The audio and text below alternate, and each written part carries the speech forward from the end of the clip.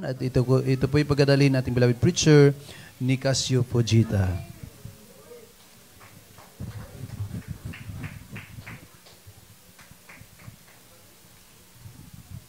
God bless you sa ating beloved brother Dennis Codera. Tayo po'y manalangin. Dalay gunog migmaang Diyos sa pangalan mo Ginoo Hesus Kristo ning tak na Ginoo. Kami nagapaabot sa bugos. Kinasing-kasing ang pag-ampong na ikaw, maghahatag ka na mag-aalam malapay noon. Tulungan mong bawat isa, O Diyos, sa bawat makapakinig na iyong salita, magsilbing pagkait kalakasan ito malapay noon. At huwag sumapit sa kanila malapay noon, anumang katitisuran, anumang kanilang mapakinggan, malapay ito'y pagpapala para sa kanila malapay noon. Sapagkat ang salita mo malapay noon, ay kalakasan ng bawat isa sa amin. Tulungan mo kami, mahal na Panginoon, na may sagawa ayon sa iyong kalooban, mahal na Panginoon. So, dalangin namin, mahal na Pastor Willie Estrada Almeida, lisin mo sa aming kalagitnaan ng gawa ng kaaway, hadlang, mahal na Panginoon, pagpalain mo kaming lahat at patawarin mo kaming lahat sa lahat ng aming mga pagkukulang, pagkakasala, mahal na Panginoon, lisin mo sa amin ang lahat ng hadlang, gawa ng kaaway at gawin mo kaming matatag sa araw na itong malapin at maging ang iyong bang lingkod maliban na malumabas sa aking bibig malapin ito'y galing sa di galing sa akin at magsilbing pagkain sa kanila at langisan mo malapin noon. Bigyan mo ako ng kalakasan, gamitin mo lamang ako sa iyong salita malapin noon. Ngunit anumang kanila mapakinggan malapin noon, ito'y salita mo at hindi galing sa mundong ito, hindi galing sa tao, kundi galing sa iyong malapin. Pagpalain mo kaming lahat, ito pa aming samot na langin. Sa matamis at makapayang pangalan ni Jesus. Amen, amen. Hallelujah. Praise the Lord. At bago lahat, mga minamahal, ay aking pinapabot ang pinakamataas na pagpupuri, pagsamba, paglulhati, tayo lamang sa ating pinakamamahal na Hesus Kristo at dubling paggalang ating pinapabot sa ating dearly beloved Pastor Willie Estrada Almeida at sa patuloy nating pag-alala sa mga ganito ang aral na ating beloved Assistant Pastoral Ines Almeida. At atin ding pinapaabot ang isang magandang hapon sa lahat ng Almeida children sa mampanig ng mundo, sa lahat ng nakasubaybay, maging sa atin dito, baguhan mo datihan, isang mapagpalang hapon na po sa ating lahat. So tapoy dadako sa ating aralin mga minamahal, o ating pag-aralan na kung saan ito'y pagtitiis. Ngunit mga minamahal, kahit anong gawin natin pagtitiis, kung hindi natin ito samahan ng matibay na paniniwala at matatag na paninindigan, hindi po natin kayang tiisin maging ang hamon ng buhay. Amen? Palakpakan natin mga Panginoon. So alam natin mga minamahal, bago po tayo napadako sa ministry ito, halos karamihan sa atin ay dumaan ng matinding pagtitiis, paghihirap. Naghihirap tayo sa grabing kahirapan. Unang-una na dyan ang nagpapahirap sa atin yung karamdaman. Nagtiis tayo ng ilang buwan, taon, na kung saan wala na tayong pag-asa. Mayroong ilan dito sa atin nagtiis ng ilang taon. Katulad katuhan nating Brother Dennis, almost 6 years, nagtiis sa kanyang karamdaman na hindi gumagaling sa ospital. Ating beloved Sister Bibilita, ilang taon nagtiis ang pagkain ay lugaw lamang 2 kutsara. Hindi po makakain ng kanin, mamantika at kape. Nagtiis mga minamahal. Sino-sino pa bang nagtiis? Subalit mga minamahal, nung natagpuan nila ating pinakamamahal na Panginoon sa gawain ng Jesus Miracle Crusade at sila'y nabotismuhan sa tubig sa pangalan ni Jesus, yung kanilang pagtitiis mga minamahal ay nawala. At ang pumalit sa kanilang paghihirap, kagalakan, kapayapaan, mga minamahal. Ngunit ang tanong dito, mga minamahal, natapos na ba yung ating pagtitiis? Matapos nating makilala ang ating mahal na Panginoon sa ministeryong ito? Kasi wala na tayong karamdaman. Wala na tayong iniinda. Subalit, mga minamahal, kung paano tayo nagtiis nung tayo nasa sanlibutan pa, mas higit po tayong magtitiis na tayo'y lumalakad na sa espiritual. Mas pagtuunan natin ng pansin, yung higit na pagtitiis natin mga minamahal dahil tayo nasa spiritual na pamumuhay. Mapalakpakan ba natin ating mahal na Panginoon? Everybody shout, praise the Lord. Sapagkat mayroon pong sinabi ang ating mahal na Panginoon, pauna. Basahin na lang natin, Matthew 24:13. Amen. Praise the Lord. Dito po sa aklat ng Mateo 24, ang talata po 13, at pagkasabi, datapwat ang magtitiis hanggang sa wakas ay siyang maliligtas. Palakpakan natin ang mahal na Panginoon at ang mahal na Panginoon magpala sa kanyang salita.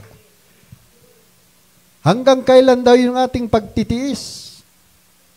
Hanggang sa wakas. Ibig sabihin, yung pagtitiis natin bilang mga Kristiyano, hindi po natapos sa 10 taon nating paglilingkod, 20 taon nating paglilingkod, kundi ang sabi sa ating nabasa, hanggang sa wakas. Yun lamang magtitiis hanggang sa wakas ay siyang maliligtas. E paano mga minamahal kung yung pagtitiis mo hanggang 10 taon lang? Hindi ka umabot dun sa wakas.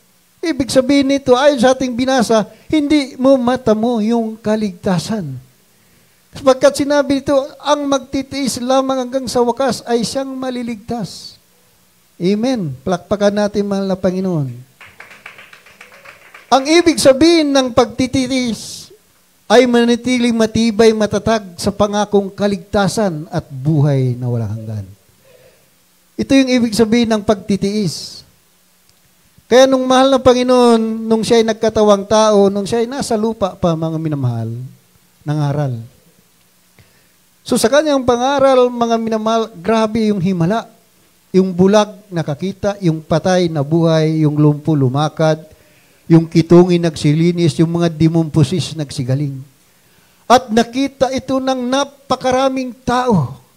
Nung makita ito ng mga tao, mga minamahal, doon sila nagkaroon ng panampalataya at sumunod sa mahal na Panginoon. At sila din naman ay kabilang sa alagad ng mahal na Panginoon. Subalit mga minamahal, one day, nangaral po ang ating mahal na Panginoon sa Capernaum. At ang pangaral ng mahal na Panginoon, pangaral ng masakit na pangangaral. Alam niyo mga minamahal, nung mapakinggan ito ng mga taong nakakita ng grabe laksang himala ng ating mahal na Panginoon, ay nagsialis. Mga po, marami siyang mga alagad noon. Ngunit yung iba'y nagsitalikod. Maraming nagsitalikod. Bakit sila nagsitalikod? Dahil sila'y natisod, nasaktan sa pangaral ng ating mahal na Panginoon. Pangangaral pa lang yung mga minamahal na masakit. Yung mga nakakita, pinagpala na nakakita ng himala, ng malapit, naniniwala, mga minamahal. Ngunit sila mga minamahal ay nagsitalikod. Ngunit hindi nila binigyang pansin, pinahalagahan yung sabi ng ating mahal na Panginoon, yun lamang magtitiis hanggang sa wakas. Siyang maliligtas. Subalit yung pagtitiis nila mga minamahal, hindi po nakasurvive. Nakarinig lang sila ng masakit na pangaral ng ating mahal na Panginoon. Nagsitalikod sila, mga minamahal. Kaya kung basahin natin itong Juan 59, hanggang 61, talong po tayo sa 66 hanggang 69. Medyo mahaba-haba. Pagtsakaan lang po natin. Praise the Lord. Dito po sa aklat ng Juan 6, talata po ay 59 hanggang 61. At talon sa 66 hanggang 69. Hallelujah. Sa 59, sabi po dito, sinabi niya ang mga bagay na ito sa sinaguga, samantalang siya ay nagtuturo sa Capernaum. Marami nga sa kanyang mga alagad, nang kanilang marinig ito, ay nangagsasabi, matigas ang pananalitang ito. Sino ang makaririnig roon? Datapwat, pagkaalam ni Jesus sa kanyang sarili na nagbubulong-bulungan ang kanyang mga alagad tungkol dito, sa kanila'y sinabi, ito bagay nakapagpatisod sa inyo? At talon sa 66, dahil dito'y marami sa kanyang mga alagad ay nagsitalikod at hindi na nagsisama sa kanya. Sinabi nga ni Jesus sa labing dalawa, ibig ba ninyong magsialis din naman? Sinagot siya ni Simon Pedro, Panginoon, kanino kami magsisiparoon? Ikaw ang may mga salita ng buhay na walang hanggan, at kami nagsisimpalataya at nakikilala namin na ikaw ang banal ng Diyos. Amen. Palakpakan natin, mga love. Everybody shout, praise the Lord.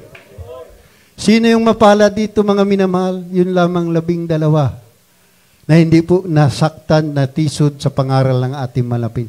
Dapat tinatanong pa rin ng ating malapin, kayo din ba ay magsialis din?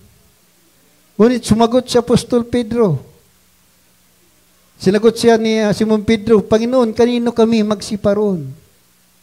Ikaw ang may salita ng buhay na walang hanggan. Kaya mga minamahal, ang ating malapit nagtanong sa 12. Matapos mga saktan, yung maraming alagad na sumampalataya sa Kanya at nagsialis. So maging sa atin mga minamahal, ito'y isang tanong din ng mahal na Panginoon. Sapagkat marami din po sa atin dito na natitisod, yung iba hindi na po bumabalik. Ito'y isang tanong, kayo din ba ay magsialis din? Ngunit ang sagot ni Apostol Pedro, kanino kami magsiparoon?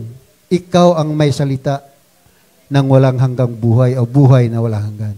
So dito saan ba tayo gumaling? Saan natin narinig yung pangangaral na may kasamang kapangyarihan dito sa Jesus Miracle Crusade? Kaya ang sabi ni Apostol Pedro, saan kami magsiparoon? Kaya kung tayo umalis sa Jesus Miracle Crusade, saan tayo pumaroon? Ang tanong. Sapagkat dito, saan tayo? Sabi ni Apostol, ikaw ang may salita ng buhay na walang hanggan. Dito natin napakinggan yung salita na may kasamang kapangyarihan, yung salita na buhay na walang hanggan na ipinangaral ng ating dearly beloved Pastor Willie Estrada Almeida. Kaya nung nating napakinggan ito, dapat mayroon tayong matibay at matatag na paninindigan upang mapagtiisan natin lahat ng hamon sa ating paglilingkod upang tayo'y maligtas sapagkat ang sabi, yun lamang magtitiis hanggang sa wakas siyang maliligtas. Palakpakan natin ang mahal na Panginoon. At hindi lang yung sabi pa ni Apostol Pedro, at kami nagsisampalataya at nakilala namin na ikaw ang banal na Diyos. Ano ang pagkakilala natin sa mahal na Panginoon? Siya ba'y anak ng Diyos? Siya ba'y persona? Hindi po. Ang ating pagkakilala sa ating malapin, siya yung Diyos na makapangyarihan na nagkatawang tao upang ikaw at ako'y tubusin. Yun po yung paniniwala at itinuturo ng ating mahal na pastor na yung ating mahal na Panginoon, hindi po siya anak ng tao, hindi po siya propeta, hindi po siya apostol, kundi siya mismo yung Diyos. At ito yung ating sinasampalatayanan na siya yung nag-iisang Diyos, mga minamahal. At hindi lang yung ang masakit na pangangaral dapat nating tiisin, mga minamahal. Kundi pati yung galit at puot ng lahat ng tao, dahil sa pangalan ating malapin, dapat nating tiisin yun. Sapagkat ang sabi ng Biblia, kapuputan po tayo sa lahat ng mga tao dahil sa kanyang pangalan. Matthew 10:22. Amen. Praise the Lord. Dito po sa aklat ng Mateo, Kabanata 10, ang talatay 22. At kayo'y kapupuutan ng lahat ng mga tao dahil sa aking pangalan. Datapwat ang magtitiis hanggang sa wakas ay siyang maliligtas. Palakpakan natin, malaw. Everybody shout, praise the Lord. Sa ayot sa gusto natin, darating yun. Kapuputang ka, unang-una na. Bagay, naranasan na natin yun. Nung masibpo tayo dito, unang-unang napuput sa atin yung ating mga kamag-anak, galit na galit. Bakit yan ka dumalo? Ba? Mismo ang nag-prosecute sa atin, mismo kamag-anak natin. Ngunit sabi nito, hindi lamang yung ating kamag-anak, kundi lahat ng tao. Hindi po sinabi 3 tao yung mapupuot sa atin. Lahat. At kay kapuputan ng lahat ng mga tao. So lahat pala ng tao yung mapupuot sa atin nang dahil sa pangalan ng ating malawin. Ngunit sabi, ang magtitis hanggang sa wakas, siyang maliligtas. Palakpakan natin, mahal na Panginoon. So ang tanong, mga minamahal, dumating na ba sa atin na tayo kinaputan? Dumating na ba sa atin na tayo sinampal? Hindi pa po. Amen. Ngunit kapag dumating sa atin yung sinampal ka, Biblia din nagsabi, pag sinampal daw yung kabila mong mukha, ibigay mo yung kabila. Yun ang patunay na ikay Kristiyano na handang pumasok sa langit sapagkat kaya mong pagtiisan. Amen. Ngayon, kung dumating ito mga minamahal, sinong kayang makapagtiis dito? Lahat ng makapagtiis, magsabi ng praise the Lord. Totoo. Totoo mga minamahal. Pag-sure mo, oy. Amen. Sa totoo lang. Kasi mga minamahal, hindi pa nga tayo kinapuutan. Mga minamahal, hindi pa nga tayo sinaktan, hinabol ng pamalo. Natitisod na tayo. How much more? Pag sinalubong nga, bigla ka na lang sinampal. Kaya, pag-sure mo, oy. Amen. Alam niyo mga minamahal, dito makikita yung totoong pagtitiis. Subalit mga minamahal, hindi natin maiwasan. Kaya dapat natin laging ilagay natin sa ating kaisipan na yung magtitiis lamang hanggang sa wakas siyang maliligtas. Subalit ang tanong mga minamahal, paano natin ito may isagawa kung di natin kayang pagtiisan, maging yung masakit na salita sa ating kapwa, dinadamdam natin mga minamahal, lalo't higit yung mga tumatayo, yung ating nakikitang pag-uugali, yung ating naririnig na panalita, nasasaktan tayo mga minamahal. Paano tayo maligtas kung di natin kayang pagtiisan? Lalo't higit yung mga tumatayo dito mga minamahal. Lahat ng tumatayo dito, tao lamang na may kahinaan. Huwag nating tingnan yun mga minamahal. Pagtiisan natin kung kinakailangan pagtiisan. Sapagkat kung di natin kayang pagtiisan yung pag-uugali ng bawat isa sa atin, mga minamahal, hindi natin makarating yung buhay na walang hanggan. Narinig ka lang dahil nakita mo, nirebuke ka, nasaktan ka, hindi, may minsan pa narinig ako dito, to be honest lang po, mga minamahal. Nangunguna diyan, hindi naman nagbago ang ugali. Ganun pa rin. Huwag nating tingnan yung kanyang ugali hindi nabago. Tingnan natin yung ugali niyang binago. Amen. Plakpakan natin, mahal na Panginoon. Kaya, medyo masakit mga minal, subalit yun ang katotohanan. Kaya kung hindi tayo maging maingat na Kristiyano, sayang yung ating paglilingkod. Mga naman. Akala natin, ligtas tayo kasi araw-araw tayo tuwing may gawain dito. Ngunit, mga minamahal, kung hindi natin tiisin, maging yung ating kapwa, maging yung mga tumatayo dito, mga minamahal, hindi tayo maliligtas ayon sa ating binasa. Kaya nga sabi nito, kinakailangan maging matatag tayo. Ang sabi ng unang Korinto 15:58.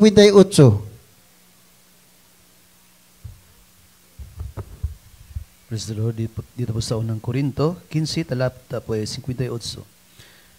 Kaya nga mga kapatid, kung minamahal, kayo'y magsitatag, huwag makilos, na laging sumisagana sa gawa ng Panginoon. Yamang nalalaman ninyo na hindi walang kabuluhan ang inyong gawa sa Panginoon. Amen. Palakpakan natin malapit. Kaya dito nagpaalala po ang salita ng malapit na sabi, kaya nga mga kapatid, kung minamahal, kayo'y magsitatag, huwag makilos. So, huwag tayong makilos doon sa nakikita natin, doon sa narinig natin. Dapat lagi tayong matatag. Sapagkat sabi dito, mga minamahal, yamang nalaman ninyo na hindi walang kabuluhan ang inyong gawa sa Panginoon. Kahit harap-harapan kang nirebuke ng nangunguna sa iyo, mag-praise the Lord ka. Sapagkat nakita ng malapit niyo yung gawa, hindi po maging walang kabuluhan yan. Kaya nga mga kapag may nakita man tayo hindi maganda, wala po tayong ibang sumbungan. Hindi po tao. Wala po tayo bang sumbungan ang Diyos na ating amang makapangyarihan. Pag nakita mo si brother, ganun ang ugali, ganun mananalita, ganun umasta mga minamahal, huwag kang magsumbong kung kanino-kanino man. Mas lalong magpapalala sa sitwasyon yan. Kakalat yung At huwag na rin po tayo magsusumbong sa beloved children. Maawa na po tayo sa kanila. Grabe po ang kanilang stress. Grabe po ang kanilang ginagawa pagsubaybay sa gawain sa buong mundo. Dadagdagan pa natin yung kanilang pasanin. Kaya kung may nakita man tayo, mga minal, instead na magsumbong tayo sa kanila, lumuhod ka, isumbong mo sa Diyos na makapangyarihan sapagkat siya yung ating Ama. Amen. Kasi kapag sumumbong ka sa tao, wala pong mga mangyayari diyan. Lalo pong lalala at magkawatak-watak po tayo. Hindi naman lingid sa inyo nung mga nakaraan, kamuntik nang mawala ang gawain dito dahil lang sa ganong sitwasyon. Kung hindi totoo ang Diyos nating pinaglingkuran, baka wala nang gawain ngayon dito sa Gipo. Amen. Ngunit mga minamahal, totoo ang Diyos natin mga minamahal. Kaya dito, habang tayo'y naghihintay sa pagbabalik ng mahal na Panginoon, pagsikapan natin na tayo maging walang dungis at walang kapintasan sa harapan ng mahal na Panginoon. Pagsikapan natin. Mabasahin natin ito, ikilang Pedro 3:14.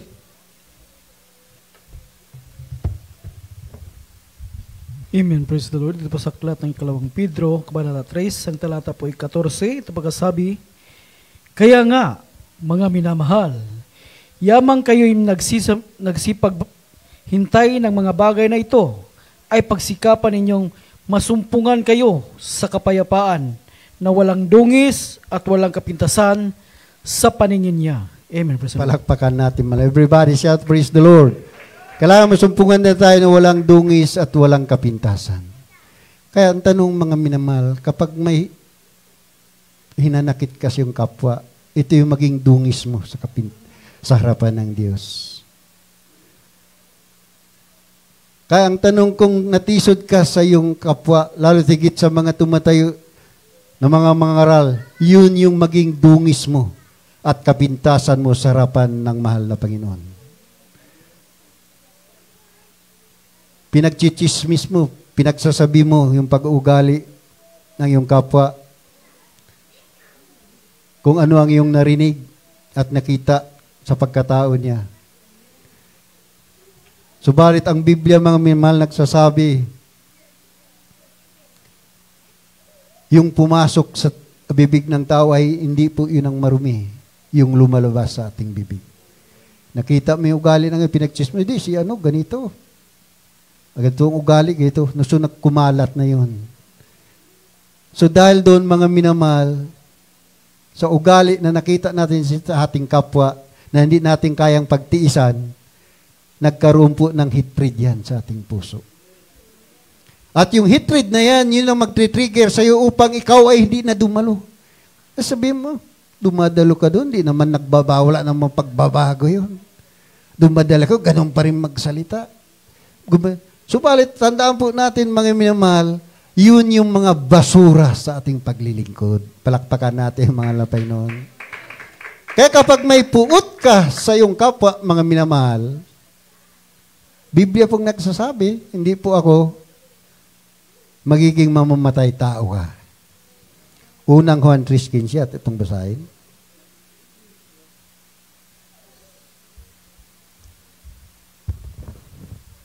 Ito po sa unang Juan 3, talata po ay 15. Ang sino mang napupuot sa kanyang kapatid ay mamamatay tao, at nalalaman ninyong sino mang mamamatay tao ay hindi pinananahan ng buhay na walang hanggan. Amen. Palakpakan natin, mahal na Panginoon. Everybody shout, praise the Lord. Kaya kung ano man yung marinig natin na masakit na panalita, kahit na pinagalitan ka harap-harapan, huwag kang magtanim ng sama ng loob.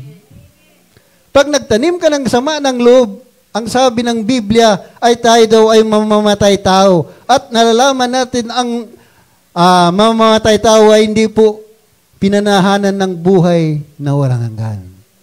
Kaya mga iwas po tayo diyan. Pagka nakarinig tayo ng masakit na salita, iwasan po natin magkaroon ng sama ng loob. Wala po tayong ibang gawin, lumuhod at manalangin, mga minamahal. Kaya mapalad kang Kristiyano kung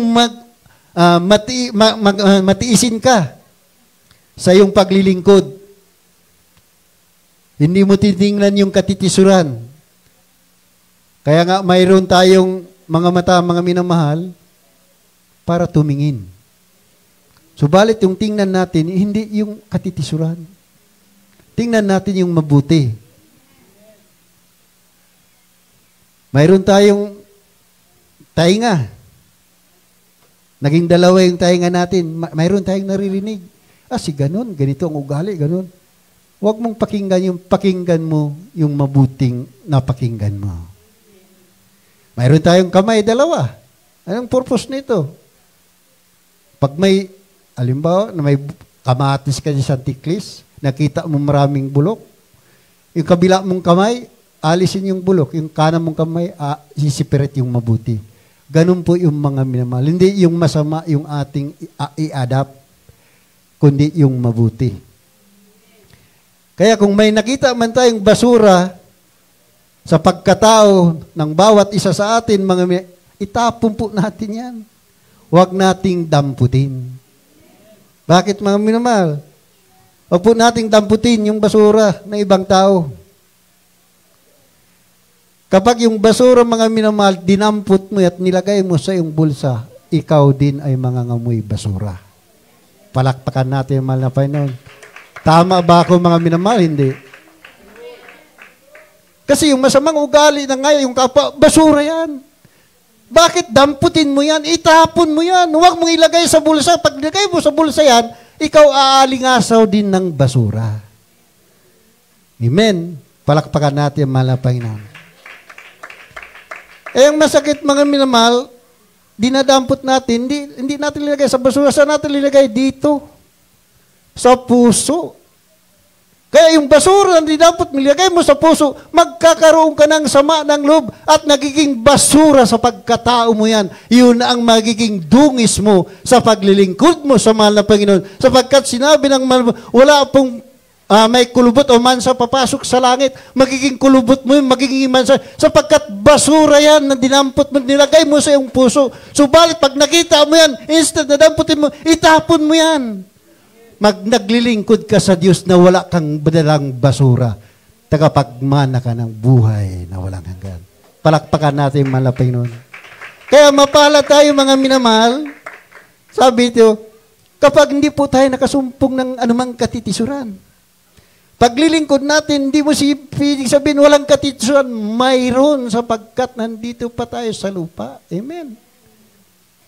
Yung katitisuran niya, mga minamahal, instead na gawin mong basura sa buhay mo, gawin mong inspirasyon sa paglilingkod mo para mapagtiisan mo at tagapagmana ka ng buhay na walang hanggan. Palakpakan natin, mahal na Panginoon. Kaya huling versikulo natin, 11:6 ng Mateo.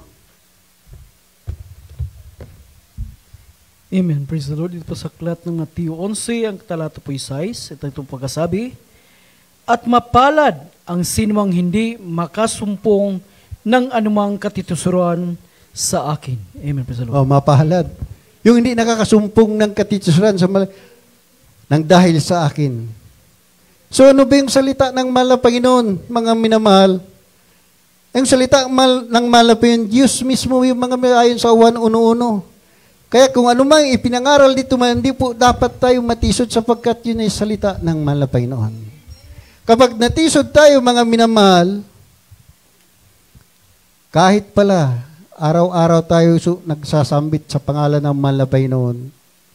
Panginoon, Panginoon, sabi pa yan sa Matthew din, City by Tiuno, hindi po lahat ng tumatawag, Panginoon, Panginoon, papasok sa karya ng langit, kundi yun lamang gumaganap sa kalooban ng Diyos, na kahit anong katitusuran, ginaganap mo yung kalooban ng Diyos, ikaw ay tagapagmana ng buhay na walang hanggan. Subalit, mga minamahal, kung nakarinig ka lang at yun ang gawin mong dahilan, ay hindi na ako maglilingkod. Bakit? Bakit nangunguna diyan? Ganun din. Ang ugali, ganun pa rin, hindi nagbabago. Ang sama ng ugali. Tandaan po natin, huwag po nating tingnan yung kanyang masamang ugali. tingnan natin yung kabutihan ng Diyos. Amen? Sapagkat tao lamang yung katulad natin, makasalanan. Wala pong perfecto sa mundong ito.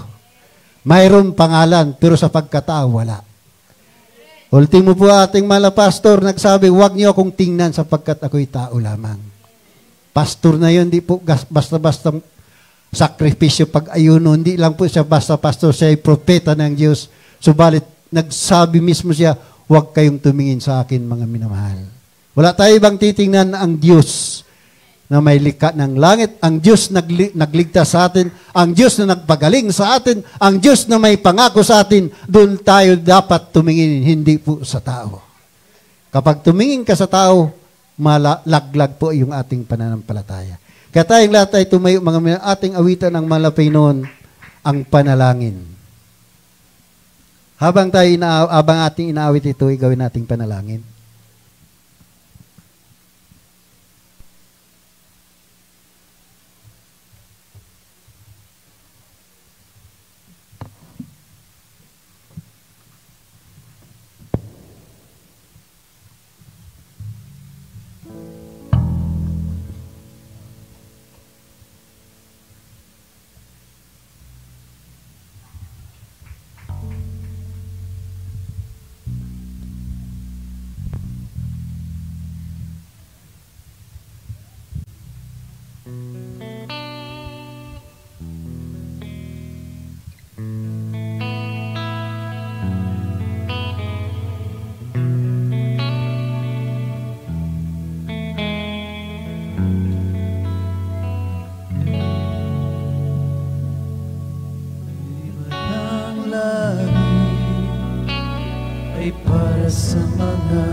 Tandaan po natin, mga minamahal, ayon sa ating inawit na ang langit ay para lamang sa mga banal.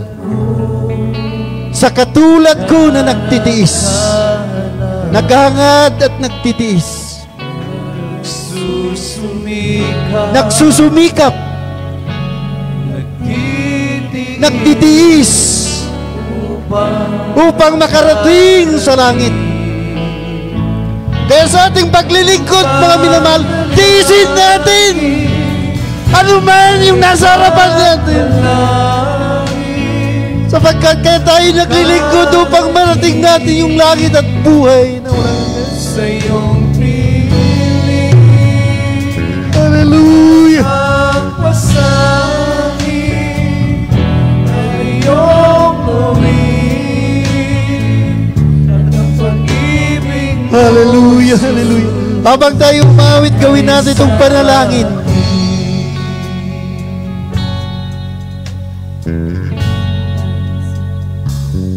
Hallelujah.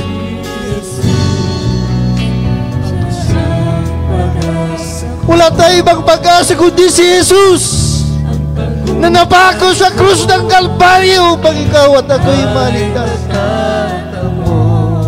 Hallelujah. Magsusumikap tayo, mga minamahal.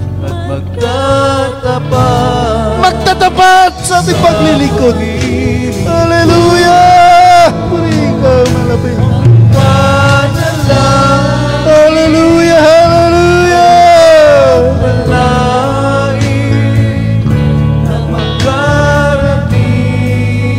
Yes, hallelujah!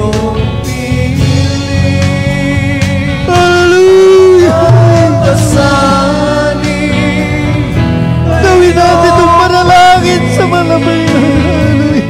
At mag-ibig yes, hallelujah, hallelujah.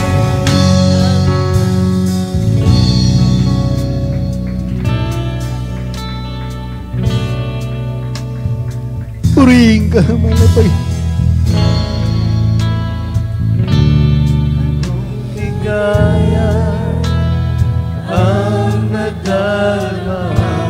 Yes, hallelujah. Walang iyakan, anong saya ang pagkamit. Hallelujah, hallelujah, hallelujah. Panalangin ay pagpalain na makarating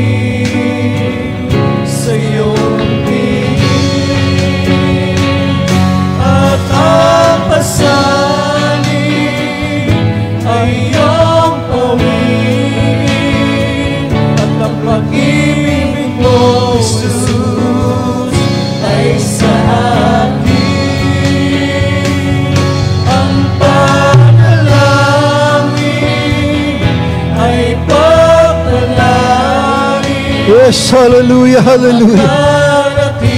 Hallelujah, purihin ka, mahal na Panginoon. Hallelujah, hallelujah. At ang pasanin ay iyong gawin, at ang pag-ibig mo, Jesus, ay sa akin. Ang panalangin, Yes, hallelujah, hallelujah. Hallelujah. na makarating sa iyong piling, at ang pasanin ay iyong gawin, at ang pag-ibig mo, Jesus, ay sa akin. Ang panalangin ay papalain na makarating sa iyong piling, at ang pasanin ay iyong gawin, at ang pag-ibig mo, Jesus, ay sa akin.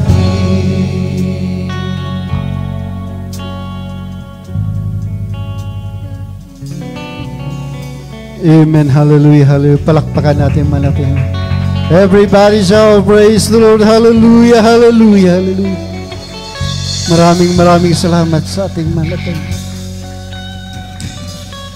Sapagkat mga minamahal, anumang kaharapin natin, mga kailangan natin tiisin. Huwag na po tayo tumingin ng kaliwat kanan. Kahit kalabiting ka pa, huwag mo nang lingunin. Sapagkat nalalaman natin malapit na tayo. Isang hakbang na lang, marating na natin yung finish line, sa kakapalang tumalikod at lalayo. Sapagkat mga minamahal, kapag nahulog ka pa sa kamay ng Diyos, isang kakilakilabot na bagay ang mahulog sa kamay ng Diyos.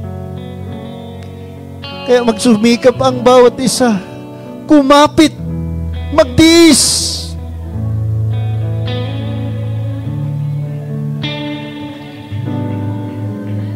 Kung paano nagtiis ang ating mahal na Panginoon. Kaya nga siya nagkatawang tao upang magtiis, upang siya'y ating sundan ng kanyang mga yapak. Inalimura, sinaktan, pinasaan yung mabigat na krus, hinambalos.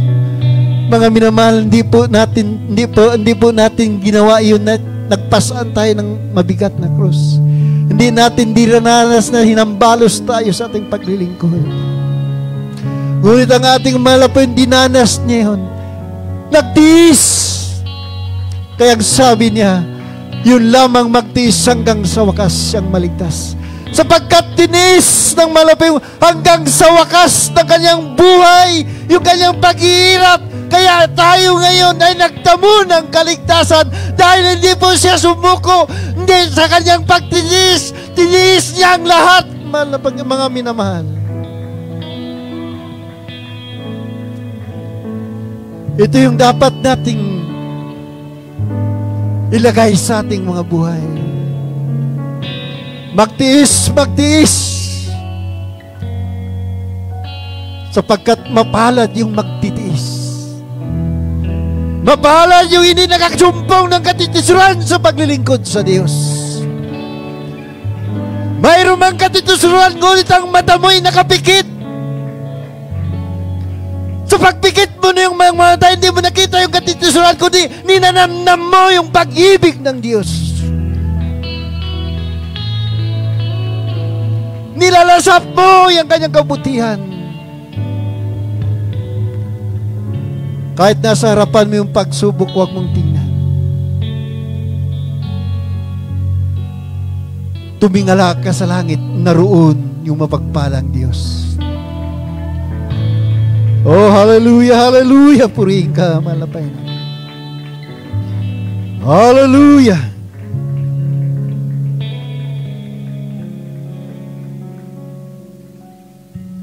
Minsan, mga minamahal, naging palamuti na sa ating buhay yung ating mga nakikita. Minsan, masakit sa isang Kristiyano. Yung kapwa mong Kristiyano, nababalitaan mo si ibang tao na ganito, gano'n. Mas importante, mga minamahal, instead na pag-usapan natin yung ugali nating kapwa, pag-usapan natin yung kapangyarihan at kabutihan ng Diyos. Hallelujah, hallelujah. Purihin ka, mahal na Panginoon. Sa pagkakataong ito, tayo dumalangin sa lahat ng ating pangangailangan. Kung mayroon man tayo taglay na problema at karamdaman, kung tayo may nasa kahirapan, dumalangin tayo sa Diyos. Walang imposible sa ating malapin. Magkaisa po tayo. Dumalangin. O pagpala naming Diyos na makapangyarihan sa lahat, sa pangalan mo aming pinakamamahal na Panginoon Kristo. Sa unat dalangin naming mala Pastor Will Estrada Almeida, narito kami, mahal na Panginoon. Dumudulog sa trono na yung biyaya sa pamagitan ng aming taos-pusong panalangin ng bawat isa sa amin, sa aming mga pangailangan, sa aming mga problema, mahal na Panginoon, sa aming paglilingkod, sa aming mga pandalamig, mahal na Panginoon, sa aming kahinaan, alisin mo at palayain mo kami, mahal na Panginoon, tulungan mo kami, mahal na Panginoon, kahabagan mo kami, mahal na Panginoon, pagpalain mo kami, mahal na Panginoon, bigyan mo kami, mahal na Panginoon, kalakasan, palaguin mo ang aming espiritual na paglilingkod sa iyo. Dagdagan mo ang aming mga pananampalataya. Alisin mo anumang hindi magandang kaisipan, mahal na Panginoon. Sa lahat ng aming mga may taglay na karamdaman, ang isang kamay patong yung sa karamdaman at ang isa ay taas natin. Sama-sama natin itong palayasin sa mga pangalan ng ating pinakamamahal na Panginoon Kristo. Sa unat dalangin ng aming mala Pastor Will Estrada Almeida, narito kami, mahal na Panginoon, sa lahat ng aming karamdaman, hipuin mo at alisin mo ito. Maging karamdaman mo ito ng high blood, asthma, psoriasis, kitong, sangla, sa mga pangalan ito, cast out, Bill! In Jesus name, Bill. Hallelujah, panghina, panglupay-pay, panlalamig, lumayas ka sa akin sa mga pangalan ni Jesus, masamang kaisipan, lumayas ka. Masamang kata ng puso, lumayas ka. Pride, hallelujah. Pagmamataas, pagmamalaki, lumayas ka. Sa makapangyang pangalan ni Jesus. Be healed in Jesus' name. Be healed in Jesus' name. Be healed in Jesus' name. Kahirapan mo ito, lumayas ka sa makapangyang pangalan ni Jesus. In Jesus' name. In Jesus' name. Ito po ang aming samot panalangin sa matamis at makapangyang pangalan ni Jesus. Amen, amen, hallelujah, praise the Lord. Palakpakan natin malapinon. Everybody shout, praise the Lord. Sabay-sabay po tayo, mga minamahal. Tumalon po tayo 3 beses. Isikaw tayo ng malakas galing sa ating mga puso. Yung hallelujah, praise the Lord, para lahat ng problema, karamdaman man, anumang gawa ng kaaway ay tatalsik mula sa atin. Sabay-sabay po tayo. Hallelujah, praise the Lord. Hallelujah, praise the Lord. Hallelujah, praise the Lord. Palakpakan natin, malapinon. Everybody shout, praise the Lord. So tayo dadako na sa ating mga announcement. May practice po ba? Kukuha pa na po